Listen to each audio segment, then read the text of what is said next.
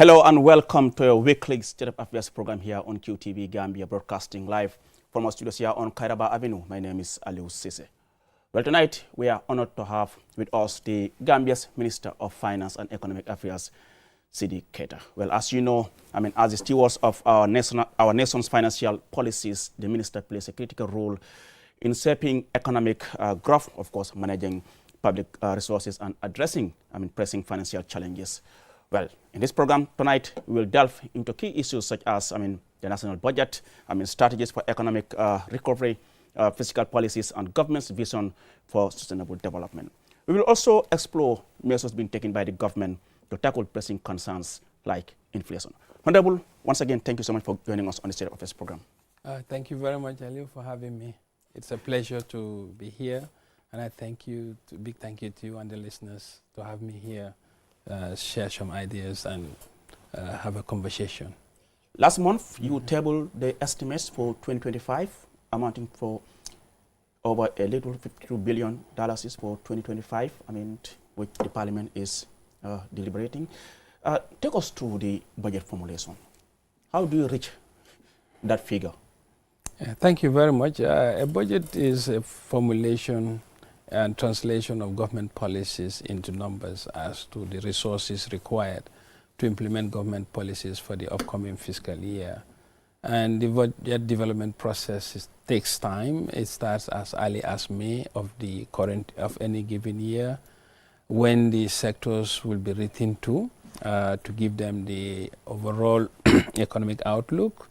It's preceded by what they call a medium-term expenditure framework that sets out a broad parameter of government finances, where our growth rates are, where our expenditures are, where our priorities are, and what are the fiscal space that is available. By fiscal space means the spending envelope that the government can accommodate for the given year. This is usually done in the form of issuance of a call circular to the sectors and to the ministries, and the ministries will go as a bottom-up, prepare their own budget, submit this to the Ministry of Finance, have bilaterals with the Ministry of Finance, particularly the Budget Directorate, and they will be having a conversation as what can be accepted, what is possible within the envelope assigned to each sector. After this broad-based budget bilateral, the Budget Directorate will compile the numbers and come up with an initial draft. But of course, prior to even the issuance of a call circular, there are consultations done by the Budget Directorate as to engaging the citizenry. They call it citizen-friendly budget, which is done through workshops in various places across the country. Then once the budget bilaterals are concluded, the numbers are compiled, and this forms the basis of an initial draft budget. It is this draft budget where we have the budgeted revenue as to how much revenue government expect to get for the coming year, as well as the expenditures and the measures that will be required to bring about those revenues and the measures that will be there to guide the expenditure allocations. These are then compiled and, of course, shared with the partners, that's like IMF, because as an IMF program country, part of the program conditionality is that we should arrive at a budget that is consistent with the program objective of the fund, which we are going through. After that, then we'll take it to Cabinet, then Cabinet will look at it. They too will have their inputs, and it's the Cabinet version of all the discussions that has happened within the overall budget framework that is now tabled before the National Assembly. That is, in a nutshell, the formulation of a budget for the Gambia. That's the process. Yes, like I said, that's the estimates. Normally, the estimates are always different from the final approval being done by the Parliament. In laying the budget estimates, I have seen, government local fund accounts for 71.44%. Loan 4.7%. Grant 23.88%. Share with us, the priorities of this budget, the 2025 budget. What is the priorities? The priorities of the 2025 budget emanates from the priorities of the government. And of course, by extension, the priorities of His Excellency the President, because he's the head of government and the president of the country. And the budget is an extension of his vision on how he expects the next 12 months of the fiscal year to operate. And for the 2025 budget is anchored on 3 pillars. The first pillar is the people-centric. By people-centric, I mean His Excellency, before the budget formulation goes to a very advanced stage, make mention of the fact that the civil servants of the country, their living wage is below the cost of living. So we must do something to catch up with the cost of living, particularly for the civil service, who have been left behind by the private sector. As we all know, the private sector wage bill the salary scales are better than the civil service. So it was his vision as the President of the Republic to say, look, we will not present a 2025 budget without a pay increase for the civil service because the cost of living. And that being the primary driver as the people-centric budget, that's the first, that's the whole thrust of the budget, to ensure that the civil service are paid and compensated well in the light of what is economically affordable. Then the next pillar of the budget is to ensure investment in the capital formation, in the capital infrastructure, human capital, fiscal infrastructure as well, and the fiscal infrastructure. If you look at the budget, the largest allocation is to the education sector. Yeah. The second element is the health sector. The third is to the infrastructure sector. $5 billion yes. is $2 billion. And of course, not forgetting agriculture. Agriculture has a budget allocation. When you add all the funds together, both the local funds as well as the donor funds, the local fund is about 945 million, but when you add the donor funds to agriculture, it comes about 6 billion. Oh. Simply because the donors are very committed to agricultural sector. That is the second phase of the budget, the second pillar of the budget. The third pillar is the fiscal sustainability. That is to tamping down the debt vulnerability of the country. We did mention that. That's why you can see the allocation to the national budget of 2025 comprises about, particularly for local funds, 29%, which is 11 billion to debt service. And that comes about because there has been a phase with the onslaught of COVID, a suspension of the payment of the principal of most bilateral and multilateral loans, debts. With that suspension, now has been lapsed. So for 2025 is the first year when we will start servicing both the principal as well as the interest component.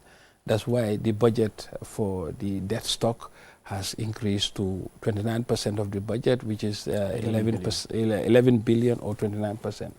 And this is in a context. It is very good fiscally because it means that we will now be paying down our debt stock, and our vulnerability to debt will also consequently be reduced. I did make mention that we have an elevated debt level. Any debt level above 60% is considered as elevated. And that's what I mean by when we say debt distress. We are near. That was what my clarification was. But it does not mean that we are a debt distressed country. No. We are on a sustainable path because this debt stock is gradually declining as a ratio of the GDP. As way back as 2018, the debt to GDP was as high as 120. But as of now, we are now hovering around the 69, and we hope by the end of 2025, the debt to GDP ratio will go to a nice 65%.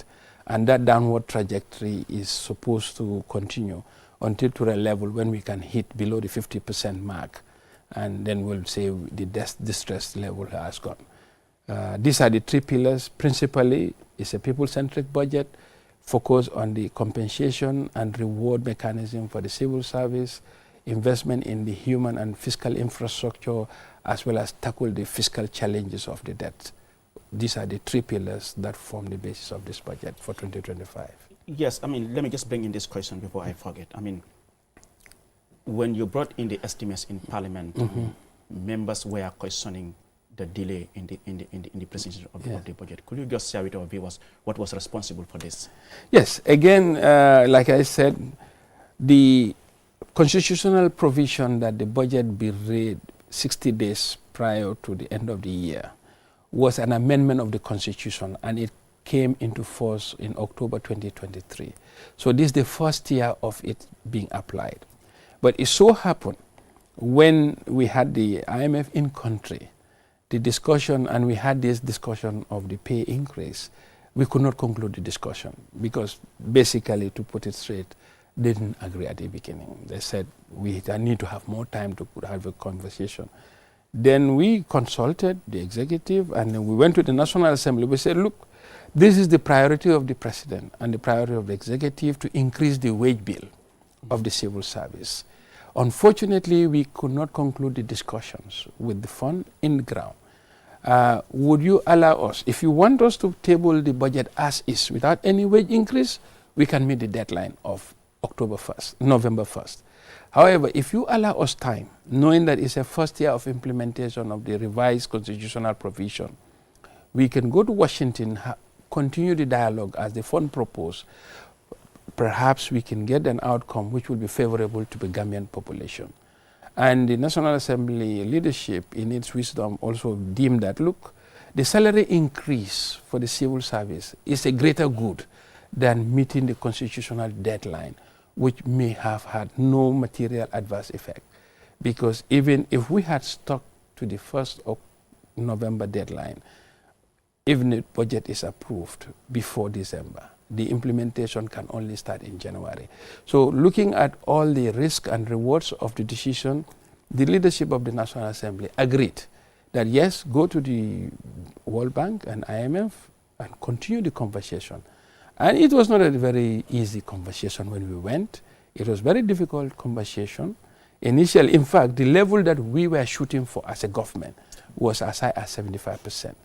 But because of that discussion with them, we agreed and arrived at a middle part, which came to a 30% increase in the wage bill. This was the reason behind the delay, but it was not through any fault of the ministry or the executive inability to lay. It was simply because we were ready, but with the increase we wanted, further discussion needed to be done. And the outcome of that discussion, we all believe, is for the greater good of the entire country. That's why this constitutional deadline of 1st November was missed, and it was consciously agreed, and that's what happened. You mentioned IMF. I mean, perhaps someone watching will be asking, what is IMF's role in our budget?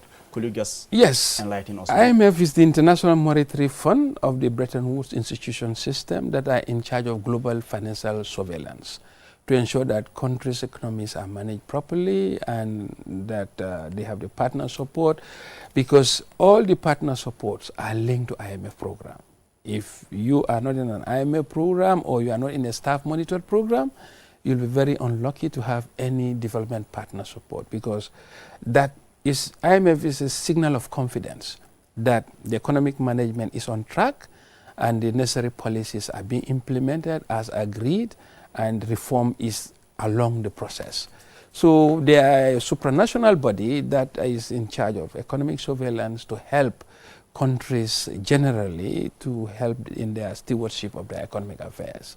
So it is not that one can easily say, but we are an independent country, why bring IMF? Yeah. But they are partners. If you look at our budget, in any given year, at least 10% of our core development budget or of our core operational budget is from the partners. And not only the budget itself, but some of the programs and grants, projects being implemented across the country are all by donors, some of whom will require that you have the sign of confidence of economic management through being in an IMF program. And we're pleased to say that we have successfully completed a 3-year ECF, which is enhanced credit facility, and we have signed back-to-back follow-up program. And in the signature of the follow-up program, the fund has doubled the size of the program, from 50 million in the first program to 100 million. And we have finished the first review of the program successfully. The second review was what coincided with our budget preparation, and that was the discussion that took us to Washington to continue to ensure that we successfully reach what they call a staff level agreement, which we arrived at in Washington. At Washington, we arrived at all the broad parameters of the budget. So when we develop a budget, it's not just Ministry of Finance sitting in the corner, plowing the numbers on Excel and populate it. No, it is looked at through different lenses. From the executive, from the fund. The fund will ensure that the budget is consistent with the program objective of fiscal sustainability, and key priority being to address our debt vulnerability to be reduced. So this in a nutshell. In fact, some countries would really work hard to be in an IMF program. So we're lucky that we are there. And it's not that we are not capable of managing our own, but it's just like when you buy an insurance. You know, it's not that you are not careful, but it's an added comfort because it gives the confidence of other development partners. Earlier on, we talked about the issue of the debt servicing. Yearly, it continues to attract the highest allocation in the budget. 2025, $11 billion. I mean, I had someone say it. I mean, the Barrow governments, owed more than Jawara and Jammeh combined. Is that the case? Well, I think this have to be in context. Yeah. We have not spent, I don't think I have spent anything less than almost a large part of my media engagement to help put clarity to this debt discussion. You see, when you look at the debt stock, these are long-term contracts. Some of the debt loans that are being agreed, even when you follow the ratification in the National Assembly, some of them are 20, 30 years. All right? And as such, particularly for the foreign currency denominated loan stock, those ones will be serviced in foreign currency. But then you use your dollar proceeds to buy the foreign currency that you need to service that. And we have to put this in context because two things happen. Of course, if you look at the pace of development, if you look at the pace of infrastructure, from the University of Gambia at the Farababanta campus, all of that was built using loans. Oh. And yes, there was no grant involved, and the construction in terms of the financing of the infrastructure at Farababanta were all done in President Barrow's tenure. So you look at the energy roadmap, you look at the energy extension. That's NAWEC. NAWEC. Our energy coverage is about 63%. And before 1994, what was the energy coverage? If you look at the number of installed meters, if you look at the number of population that have access to electricity, all these are funded through loans and grants. Then you look at major infrastructure works like the OIC 50-kilometer road, you look at the Batin-Hardin Highway, these are all fiscal infrastructures that were funded through loans. And the second element to make a distinction is, in the previous two regimes, they benefited from what they call HIPIC, Highly Indebted Poor Country Initiative. That means multilateral development banks waive a portion of their debt. In the current regime, we don't have that. Why? Because this came about when the debt stock affecting most of the developing countries was deemed unsustainable, and the development partners came together to say the best way to help them in their development journey is to give them a reprieve, give them a break, such that their loans will not settle them into poverty. So you have two phases of HIPIC, HIPIC 1 and HIPIC 2.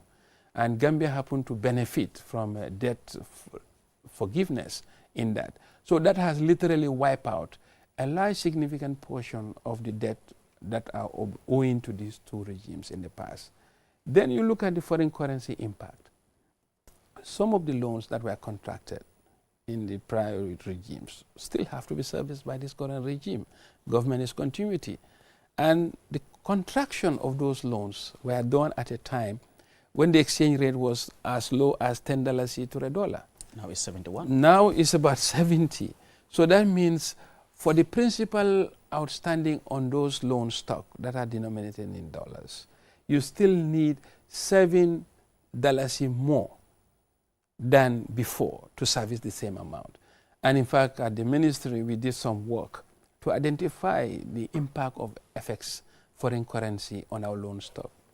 And as of December 2023, when we did the exercise in June, we did it in the first quarter of 2024, we found out that the foreign currency impact of the loan stock, particularly only the foreign currency denominated portion of the loan, came to about $7.75 billion. So this is how the debt has evolved over time. So it is very difficult to just sit in a corner and say, oh, the Barrow regime has borrowed more than Jammeh and Jawara combined, without looking at where has those loan stocks gone to create. You know, it's very important today. Everybody is looking at the loan book because that's what's public. But how many people are looking at what the value of those loan proceeds have gone to create? If you look at the Batin Harding Highway today, you look at the University of Faraba Bantan campus today, you look at the power supply, all of this power, the OMVG network, all of these are funded through loans. So what is happening is like information asymmetry. By that I mean is people are seeing the debt stock because that is more visible. Unfortunately, they are not seeing the services or the assets those loan stock have gone on to create. So easily talking about loan in isolation of where the loan has gone on to, it's like very difficult to reach a conclusion.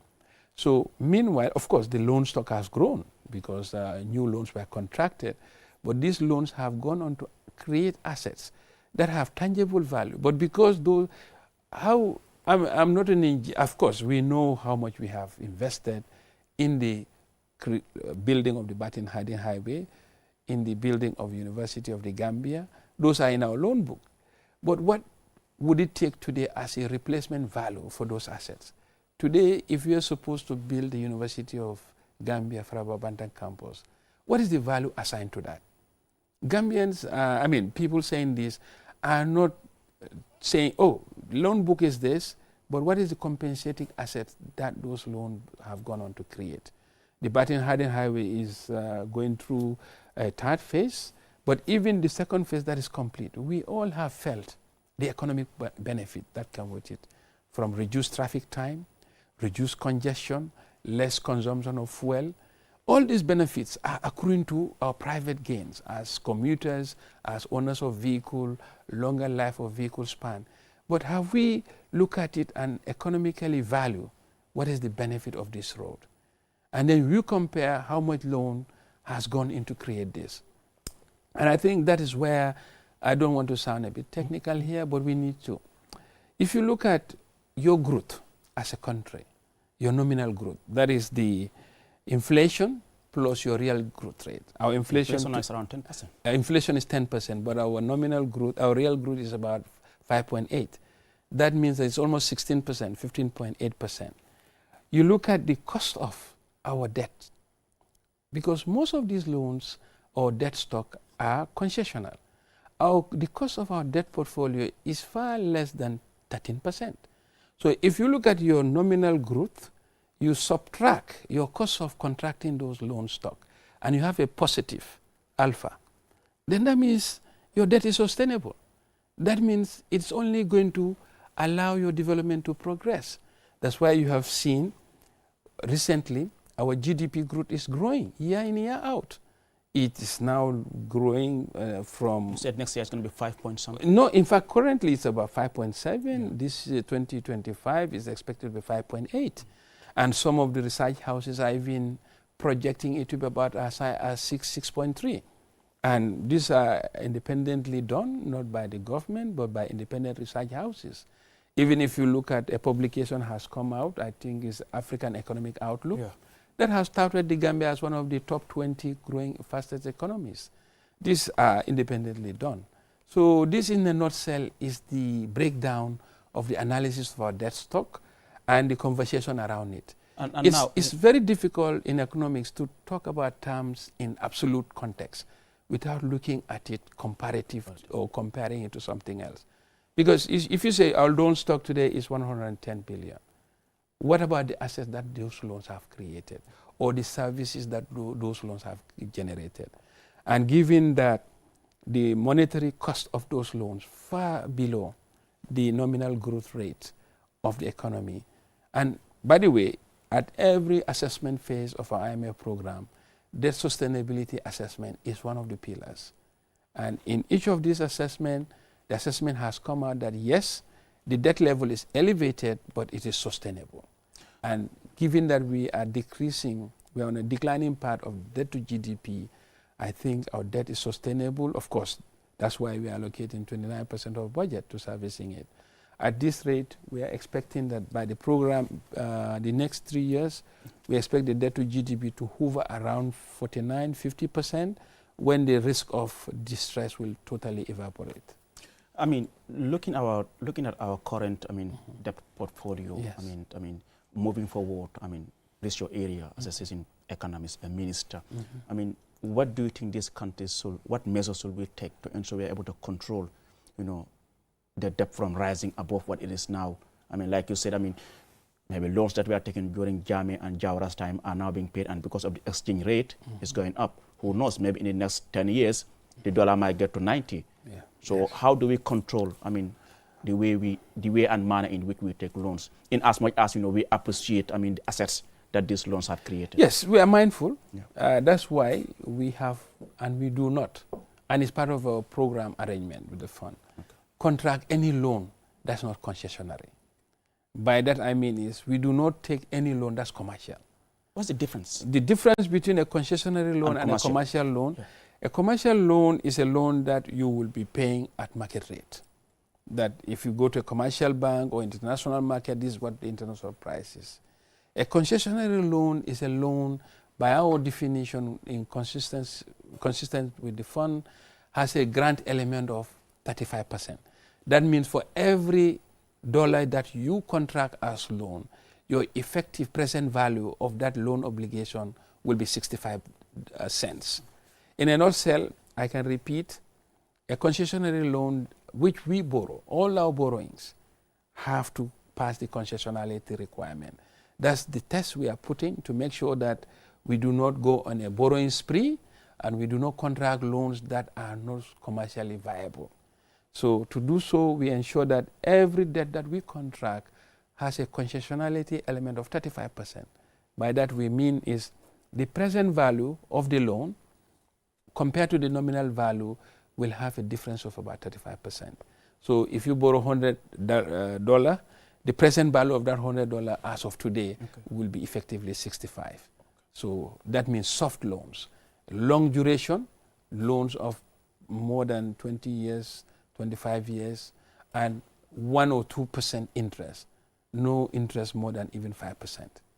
Yes, that's what we are. That's our borrowing arrangements. At the start of the program, you Yes. talk about the priorities areas of the budget. You talk about issue of salary increment, 30%. I mean, some people will say, this piecemeal increment of 30% every now and then, why not we have a general salary structure?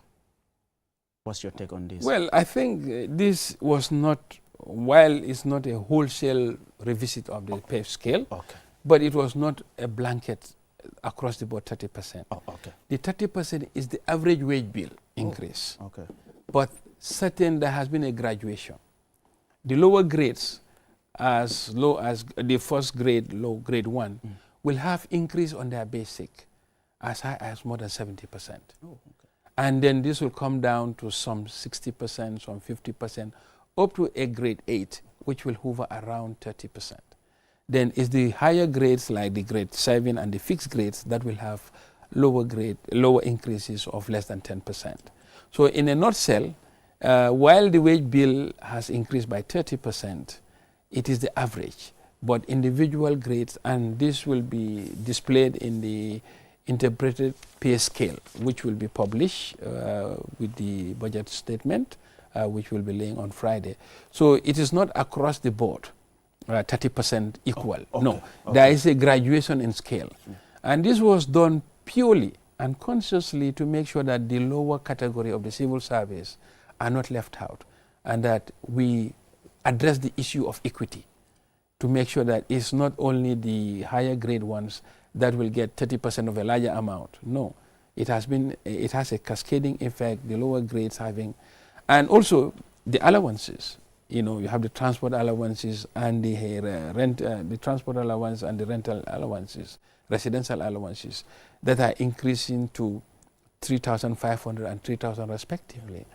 That will effectively address the lower category grades of grade 1 to about 8. And we expect with all this combination, no government employee come 2025 will have a wage net take-home pay of less than $6,000, which we believe is a huge improvement. And when it comes to salary increase, I will hasten to answer this, add this. In the last 3 years, the government of His Excellency Adama Barrow has added 60% wage increase. In 2022, a wage increase was 30%. In 2025, another 30% wage bill across on the wage bill. And that added to the 2019 salary increase of 50%, it will mean in the dispensation of President Barrow, you have a wage increase of 110% in less than 10 years. How are you able to sustain this? Because I remember the first time it was announced, yes, many critics said the government cannot sustain this. How are you able to sustain this increment? Well, we are not just looking at the expense side of government fiscal issues. We are also looking at the revenue side. And when we are looking at the revenue side, we are mindful of its impact on the population. So what we are doing now, we are institutionalizing a number of reforms in our revenue collection. These reforms start from digitalization of the Ascuda wall at the ports, Gambia Revenue Authority, and I'm sure it's been in the news already, where as of November, GRA has hit their target for the year. $19 billion. $19 billion, which is a record. And we are on path that by December, we will, as a country, collect for the first time 20 billion in one financial year. Was this as a result of tax increment or efficiency? No. These have been due mainly to compliance and efficiency gains. Okay.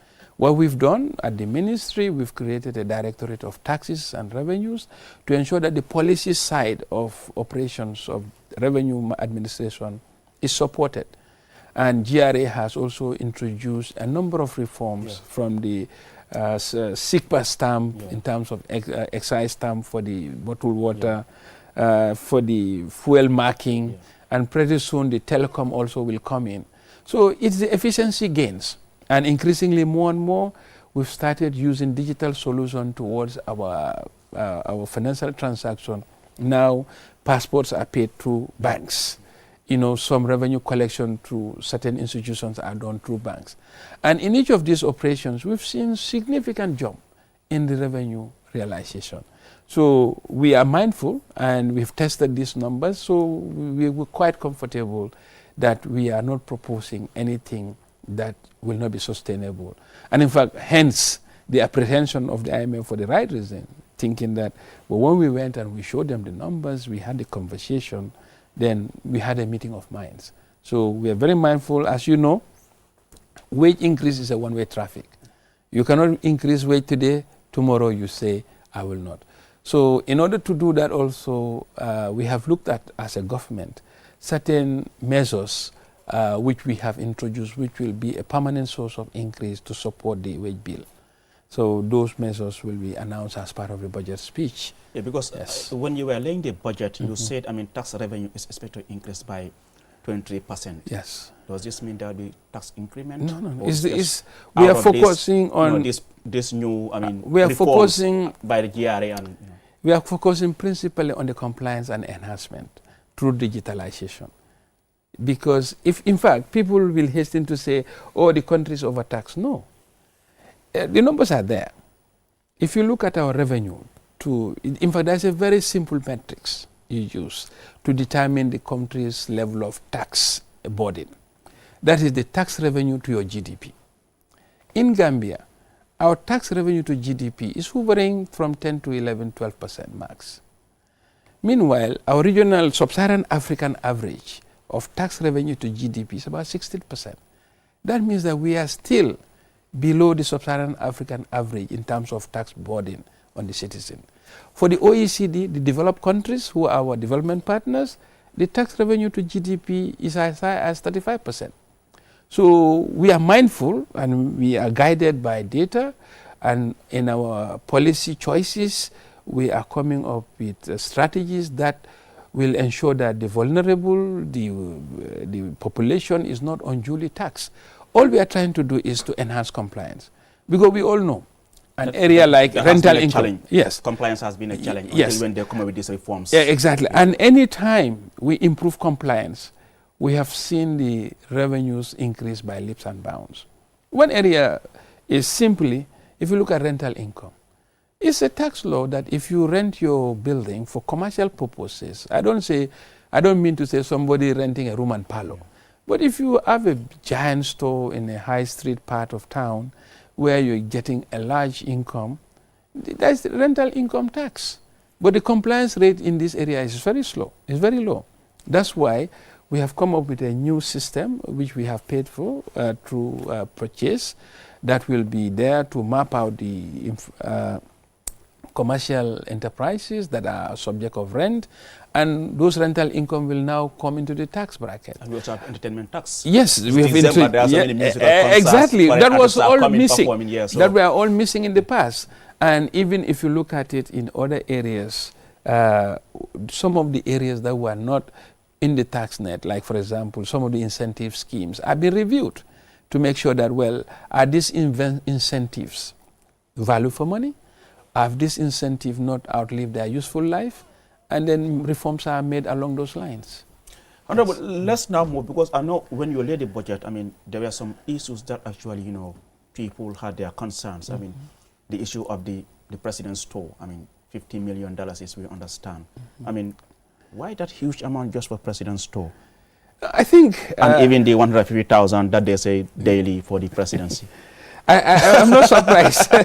I'm so not just surprised. clarify these issues. You know, you manage an economy in a political economy, and I'm not surprised that people. And in fact, I think it's good because it shows that people care what government is doing, and people are also holding government to account.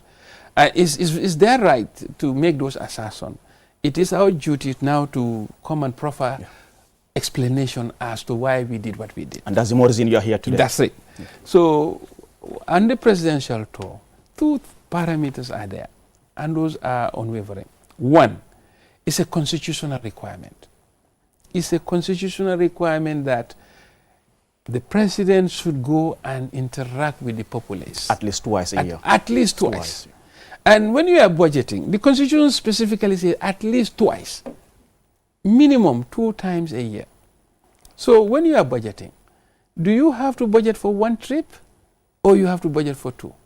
Because if we only budget for 1 trip and the president wants to use his constitutional mandate to go for a 2nd trip, can I as a finance minister say, Your Excellency, you cannot go because there is no budget for you, we only budget at 1? We would have failed in our duty because the budget must speak to the Constitution. The Constitution says twice a year, so at least we should put something in the budget which will take care of at least 2 trips if the president so chooses to do so. It doesn't mean that the 50 million we put there or the 45 million which has been approved will all be spent. If the president goes on 1 trip, then we will only spend actually what he spent on that trip.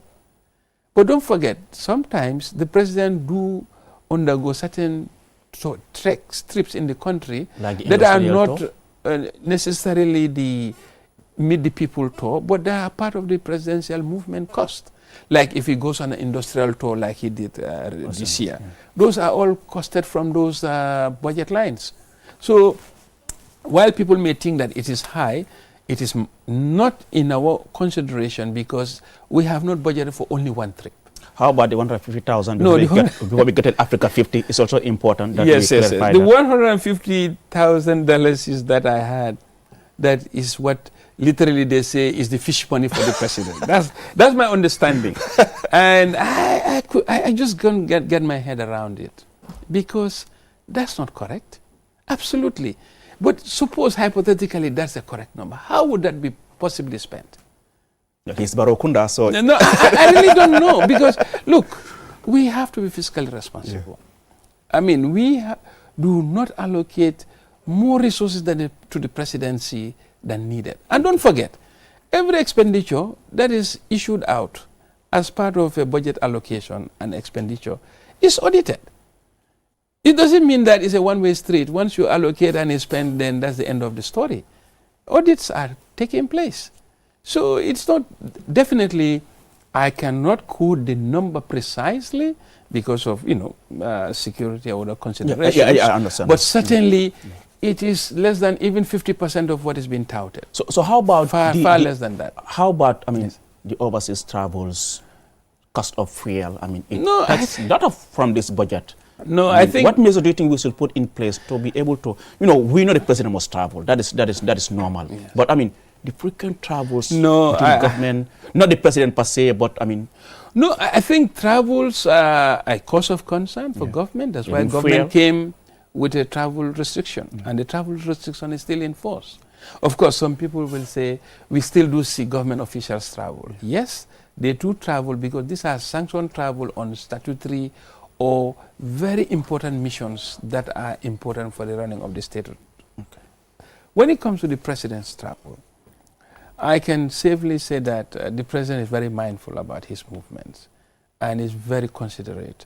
I can quote one example in 2022, thereabout, when Gambia became eligible for the compact of the U.S. government, the compact program. The U.S. tried to encourage us to make the president travel.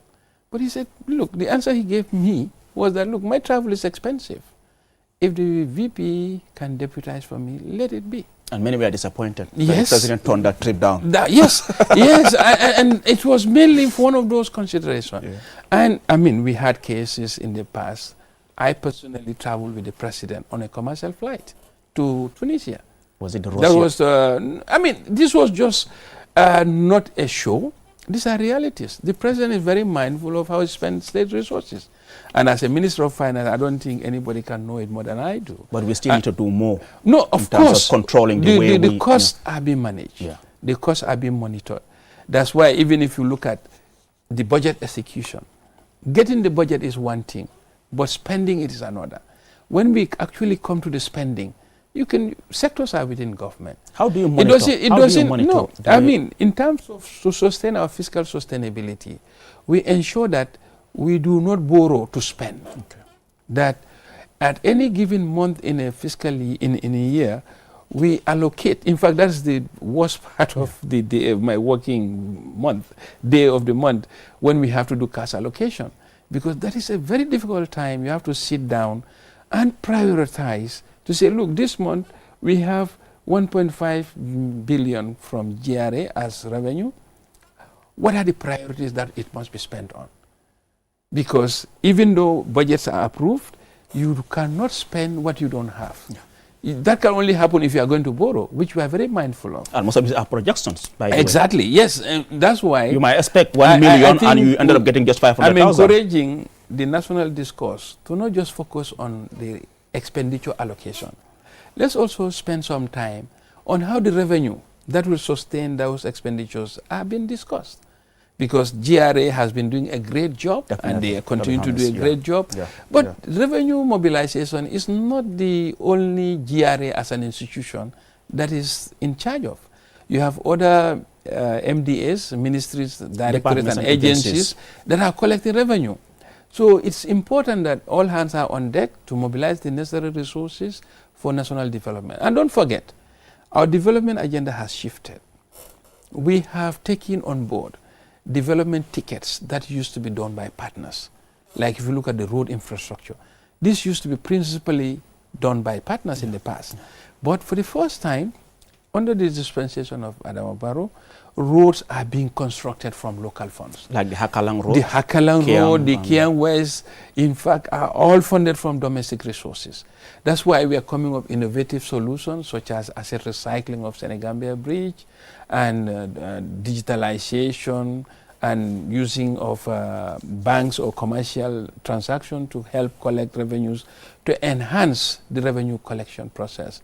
Yes, because only revenue, I think nationally, we tend to focus the budget discussion on only the allocation of cost. Okay. But many a time I have not been hearing the discussion about how those revenues are generated to support those expenditures. And I think it's high time we try to push the conversation along the top line. Because if you look at a commercial enterprise, the first thing you look for is sales. How is the sales generating the revenue to sustain the business? Equally for government, is the revenue. How those revenues are mobilized to sustain government operations and meet the necessary expenditure of running government. I think we have to commend the Gambia Revenue Authority. On they're doing a great job. We are very pleased with the DG and the team. And the Commissioner General is doing a phenomenal job. The reforms there. The reforms are working, and the only way is encourage him and encourage him. That's support, why, in fact, when it comes to target setting, it's like a lot of negotiation, but we know they can do it. Now, Honorable, let's move to something very important. You talk about asset recycling. Yes. The Africa 50, Senegambia Bridge. Yes. Why do you mortgage the bridge? No. I think that's I'm asking because that's what they say. No. I think, okay, I'm sorry if I try to explain this. Yeah, exactly. This is not a mortgage. Okay. Mortgage is you are contracting a liability. We have not signed any financing agreement to say we'll get this 100 million and we'll pay you back. When you mortgage something, you take the assets and then you pay the provider of that financing. You are bound to service that. There is no debt service here. This is asset recycling. Is a simple way of what they call asset back. Asset, what do they call it again? ABS, asset back security. Sort of. It's not even a security in this case because there is no repayment from us as an obligor. There is no lender and obligor relationship.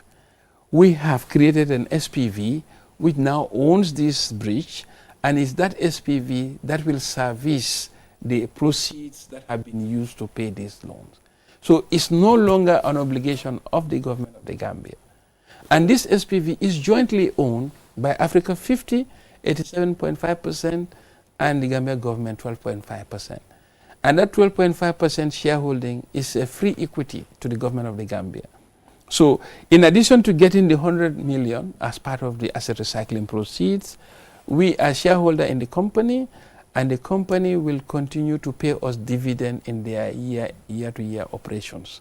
That's one. But more importantly, I think we want to just ask just a simple question. Africa 50 is on an asset that is a grant to us. Yeah. We never paid any money for it. And the objective of the bridge is to provide the service of smooth crossing of the river. It is performing that function. All right? So now we are able to use the same infrastructure, get funding of the amount equivalent to what was used, or in fact more than slightly, because 97 million was used to construct the bridge. We're getting like 3 million extra on top of what it was. And this was a grant from a partner. And don't forget, our transaction partner here is not a private company. It's Africa 50 that's owned by African Development Bank. And African Development Bank give you the bridge. So there is nothing like bad faith, or they are development partners. We have not signed this agreement with a private company whose motive is purely profit. No. So does it mean with this agreement you cannot construct a bridge or whatever? I have seen some analysts clarify this thing for us. I just feel, look, we are a government that is open and transparent. If any analyst or any newspaper, any journalist want clarification on the work of the government or on the work of the Ministry of Finance, there's nothing to stop them from asking us. We'll explain. That, I think, is better approach than sitting in your corner, making assertions, making statements, because you believe you've read a paper from somewhere, and as such, what we are saying to the people is different from what we have actually done. This is absolutely not true. We have never signed an agreement that says there'll be no. In fact, what I heard from that so-called interview is precisely that no bridge will be built in the next 15 years because the agreement we've signed with Africa 50 said no. Africa 50 is a concession. And in any concession, there is what they call exclusivity. you have to have an agreement which will protect the right of the concessionaire for the period of the concession. And for a bridge, there is no way to define that than define a radius within which, during the concession period, alternative competing bridges will not be built. What is this radius? Radius. That is from the center to the last part, 50 kilometers. 50 kilometers. Okay. That's what's in the agreement. Okay. And even the agreement did not stop there. It says, that's why we have now made this agreement public. Okay. We've posted it on our website for every Gambian to look into it, to see what the actual agreement says vis-a-vis what people are saying about this agreement. So what they are saying, what this agreement is saying, even if the traffic volume increases by more than 50% consistently for 2 years, that exclusivity is no longer hold. Okay. We can go on and do a bridge even next door. I'm being told we've run out of time. In fact, you said, non-tax revenue for next year is expected to increase by 45% due to the, anticipated $15 million from the Senegambia Bridge. Yes. Quite interesting. I will also hasten to say, yes, just under 20 seconds. Public asset management. Okay. This is a bridge that costs 100 million. Yeah. We are getting 100 million upfront. Okay. Tell me one asset or one enterprise that has been created by government, publicly managed, that has paid for itself 100% over its useful time as a Gambian. I would really want to see that. Yeah. So it's important that we use private enterprises in managing public infrastructure. All right. Thank you so much. Yes. Thank you so much, Honorable Minister of Finance and Economic Affairs, Sidi Keita, who was our guest on this week's edition of your weekly State of Affairs program. Well, viewers, with that, we bring an end. Do join us next week. Until then, bye-bye from me, Alusi, and the entire production team. You can watch this broadcast on our YouTube by visiting QTV Gambia. Bye-bye. Thank you.